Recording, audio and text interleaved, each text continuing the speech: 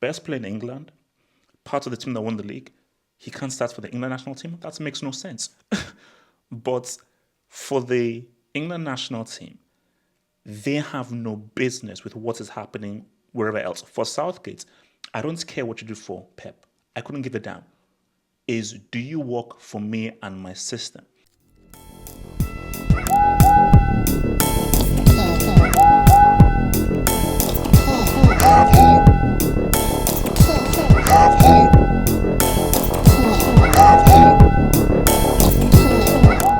Okay, guys, let's get real now. It's time for us just to let's get realistic now. Okay, let me bring it. Is let's get real. Let's get real. Your boy Euros. Okay. What with this damn Euros piece? Shout out to your boys. You're down this damn Euros piece. What down this freaking Euros piece, man. Let's get real. It's time for us to have like an honest conversation here. International football and club football are two different things. I don't know how many times I must say this to get through to some of you dim-witted, thick-headed idiots, because you have to be a moron or know nothing about football to be like, he's great in this club team. Why is he so bad in this international team? I think it's the manager's fault. So this is what I always say to people who say, why can't we get the best out of Foden? Why isn't Foden here? Why isn't Foden there? And then you have that clown, Mika Richards, who is trying to say to Fabregas, a World Cup winning, Euro winning, amazing midfielder, that Foden needs to be fitted into this team and we need to get the best out of him. I don't even want to speak on Mick Richards. I just don't. But what do you want Southgate to do? Foden is playing in Pep's system. Bellingham is playing in Carlos' system. Kane is playing in Tuchel's system. Saka is playing in Arteta's system. So you want the whole team to now sort of revolve around Foden because Foden is what's Messi? Foden ain't Messi. He ain't Neymar. He ain't Mbappe. He ain't Pele. He ain't R9. He's not this super amazing all-time talent. I think he's a really good player. I actually like him as a player. I think he's a really good footballer, and I actually believe that he is a better natural footballing talent than Saka and Bellingham. I do. But all because you're a quality footballer doesn't mean that you're right for a certain team. Watching that game, Foden is useless on the left. I'm going to get to Saka afterwards, but Foden, he is useless on the left. Foden is a central player. I can speak from experience here. My position was central midfield. Once they put me out on the wing, I had no idea what the hell I was doing because it's restricted space and I didn't know how to navigate the narrow space. You put me back into the center, I can go left, I can go right, I can go in the middle naturally. So whenever I played on the wing, do you know what I did? I kept on coming inside, and it's negated the whole point of the flank, which is you're supposed to stretch the pitch and walk that flank. That is the whole structural point, because you have central players who try to attack the center, then you have wide players who try to attack the wing. Because what you want to do is try to attack the position in the center and in the wing. So that's what Saka's doing, but Foden is not doing that. The issue here is Foden doesn't fit in this team. He's played number 10 and he's bricked it. You can't name me an amazing Foden performance. You simply can't. He is a quality player. He is a really good player and a player who I believe in this Euros he could easily come up with an amazing goal, an amazing moment because he's that kind of a player, because he has that talent within him. So I will always vouch for natural quality players who what Foden is. But for this situation, he doesn't fit in this team. He can be a great player off the bench. He can be a great guy that can come and change the course of the game. But in fact of a starting 11, he is not a starting 11 player. He's a player who can come in to try to affect the game if England just need an injection of energy and just something, a bit of a spark. But it doesn't work for this team. It's as simple as that.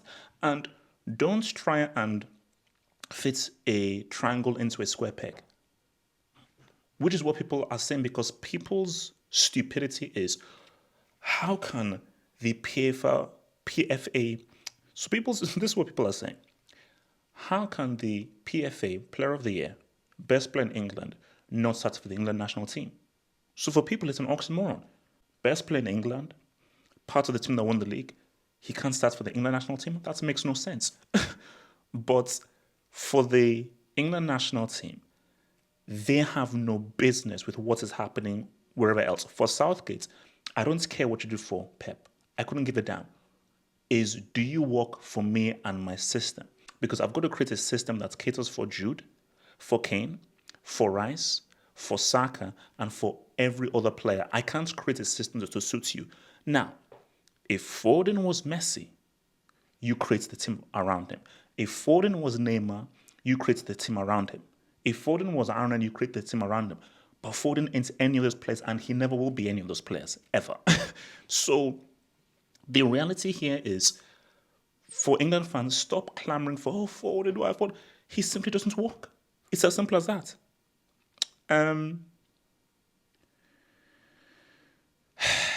You see, there's still hate for your boy here, Jude, because the notion here is he's overrated. Now, let's just be clear about Jude. Jude isn't Zidane. He never will be Zidane. Jude doesn't score high in the eye test. He isn't this super amazing supreme talent. He's not. And I feel Jude Bellingham, for me, is a better footballer than.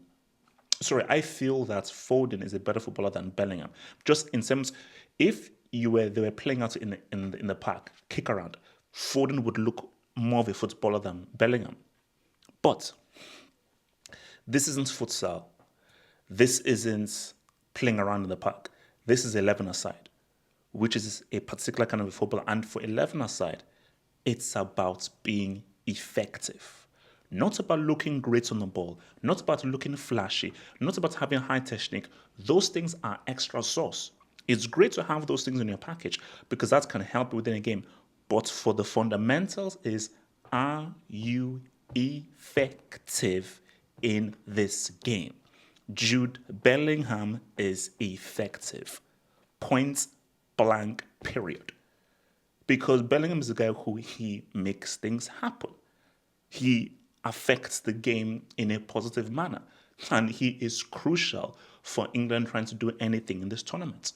So for people who are like Bellingham, no, but here's the thing. This is what England fans don't understand. Stop overrating Bellingham. Stop.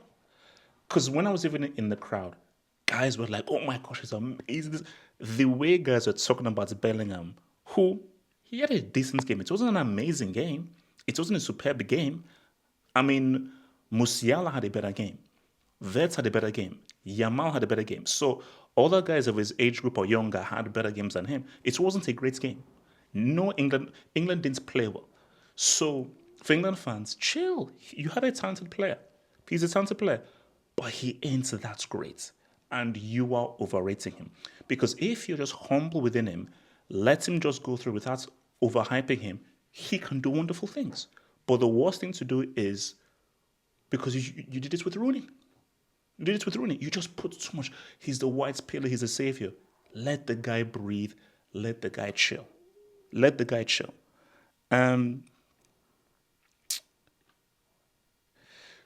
Put some respect on his name.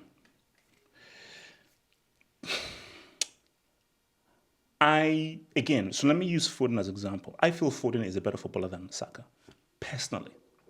Just in terms of how I view football and what I would call a really quality footballer, I think Foden is just naturally a better footballer than Saka. With that being said, that doesn't matter.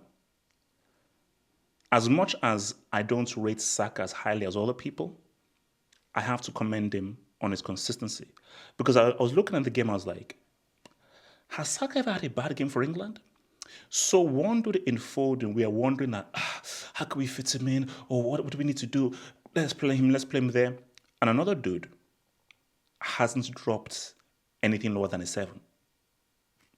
I can't remember the last time that Saka gave an England performance that was lower than a 7. He is super consistent. And again, the name of the game is being effective. Because unlike Foden, Saka understands how to play the flank position.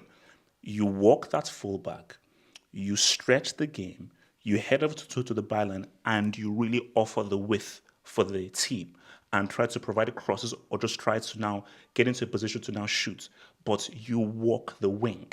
and you stretch the game and you stretch the opposition. So he understands how to play that position. So so instead of us saying, how do we fit Foden? Forget Foden. Let's compliment Saka in terms of how well he plays that position. Because that is a vital position in football, because football has evolved now where back in the day, wingers were, but they were just there just to provide for the striker. Wingers are now your goal scorers. Not only can they provide for your striker, they're now your goal scorers. And the goal came from your boy Saka. So for Saka, to give this guy credit, this guy is very consistent. And again, whether you prefer his football or prefer the football, forget that. Again, the name of the game is being effective. It's not having a super high eye test or having high technique. It's, are you effective? Can you help me win the game? Saka helps England win games, and he's crucial for helping England win games, and that is all that matters at this level of football. That's all that matters.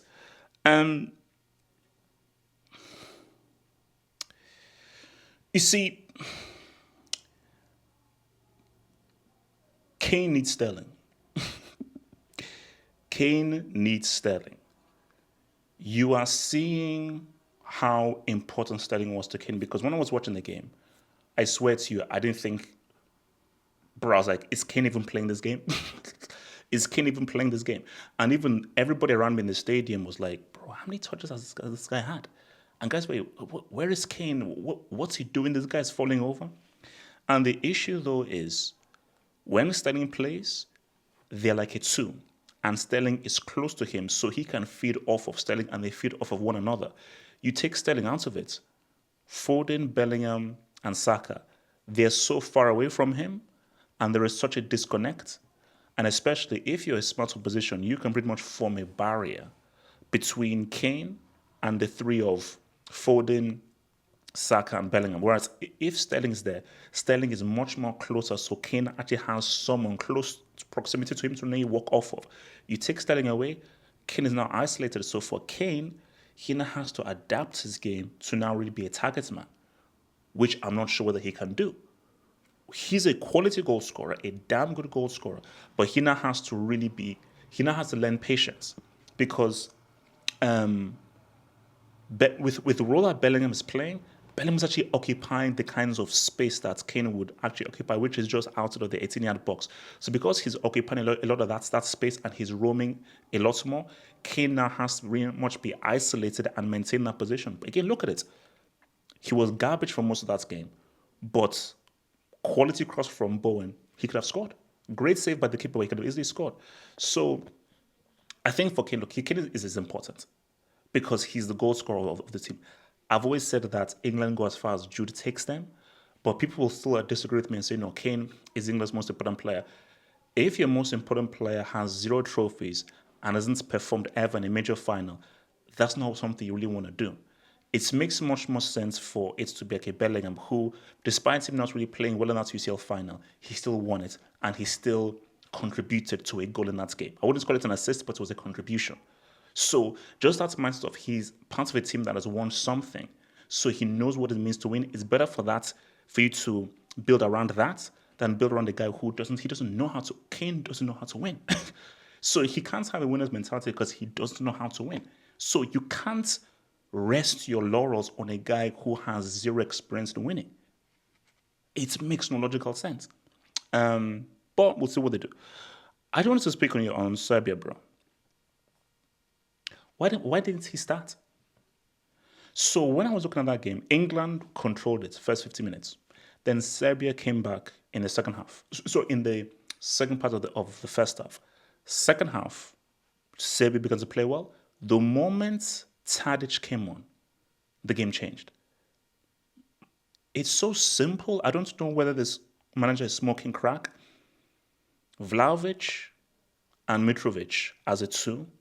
In behind in the number 10 position is Tadic.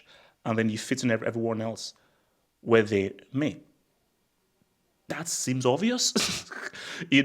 That seems obvious. So my thing is, I don't know why he doesn't roll with that, as in just have Tadic just in behind a Vlahovic and a Mitrovic, because they all have to play. And I think I was reading reports that says Tadic felt that he should have started. 100% he should have started this game. Because the moment he came onto this game, he offered something. And do you know what is so funny? Even if England overall are the better team, one thing England are missing is a truly creative player. They don't have a creative player. They have very good offensive players. They don't have a creative player. They don't have a Tadic. Like when you just look at what Tadic is and his ability on the ball and just his playmaking ability, that is something that England don't have.